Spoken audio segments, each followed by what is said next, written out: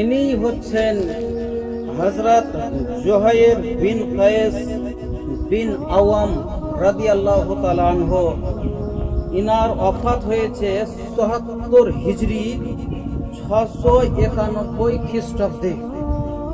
দেখুন, যাহারা বলছে ওলিরা সাহাবীরা নবীরা মাটির সঙ্গে মরে মিশে গেছে, তাহারা দেখুন প্লিজ,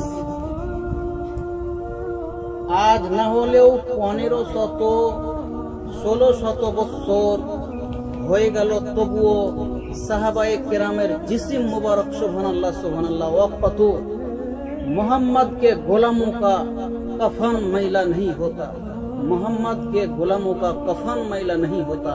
দেখুন সেই সাহাবায়ে কেরাম যিনি যুদ্ধের ময়দানে এই জায়গাটা তার শহীদ হয়েছিল, একটা তরবারি লেগেছিল, সেখান থেকে আজও ১৫০০ বছর পরেও একদম তাজা খুন ব্লাড রক্ত বার হচ্ছে। দেখুন ওয়াহাবীরা, ভালো করে পাওয়ারের চশমা নিয়ে দেখুন।